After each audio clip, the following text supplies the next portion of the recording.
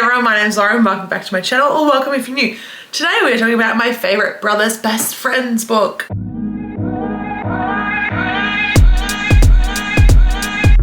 Now this is one of my favourite tropes, just like fake dating. It hits so hard for me, I cannot talk about it enough, but I have 5 physical books and 2 ebooks that I'm going to recommend to you. Let's start with Play With Me by Becca Mack. Is this book incredibly chunky? 110%. But is this book really good?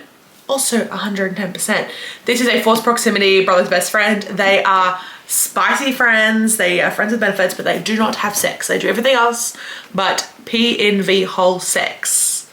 They live in the same apartment building that her brother bought for her. I can't. This book is so good.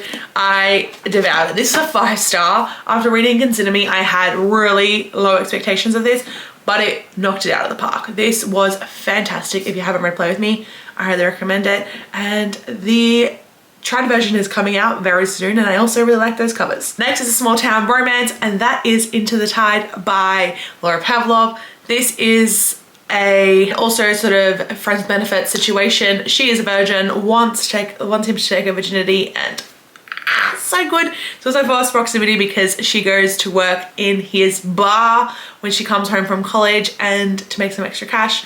And yeah, it is so good. There is some challenging topics discussed in this, but it is fantastic. I loved every second. So sweet. The next is Sinner by Sierra Simone.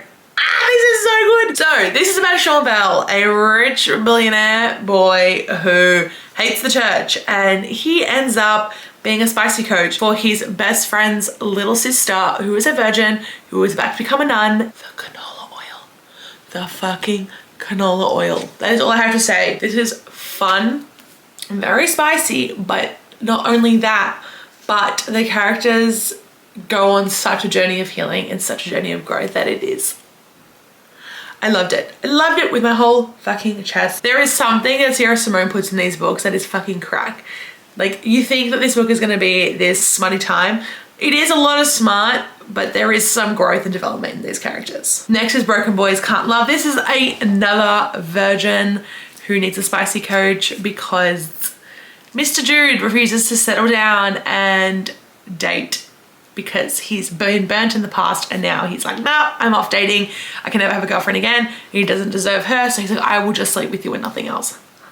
This is forced proximity as well because they live in the same house. They share a bathroom. The moments, funny moments, it is so good. She's a little ballerina. He plays football. She wears his jersey. Loved it. I love this. This is amazing. 5-star for me. Chloe Smelter knocked it out of the park with this one. The next one is a trilogy, but that is the Grip trilogy by Kennedy Ryan. This is emotional, so check your trigger warnings when you go into this. He is an aspiring rapper. She is like a music agent, and they have like a once-off meeting a few years earlier in a little novella that is Flow, and then their romance is the subsequent 2 books, and oh my god.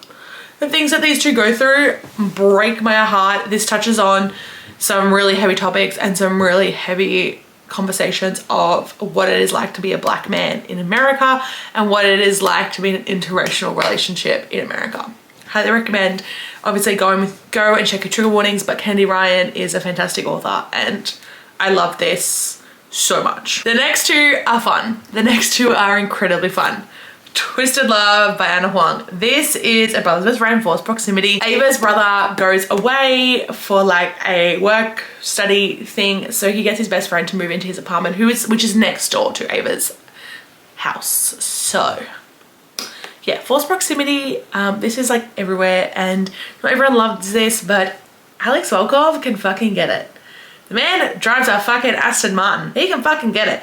Yes, like the ending's a little bit cringy, but like it's a good time, it's fun, it's short. It does suffer, first book in the series, illness, but it is definitely a good time. And the last one is another one of my whole personality books, but that is Done and Dusted by Lila Sage. Amy is a barrel racer who comes back home after she suffers a bit of an accident, falls off a horse, and is now trying to regain her confidence. And Mr. Luke Brooks helps her get back that confidence, and it is fantastic. The spice fucking hits. There is spitting. There is spitting.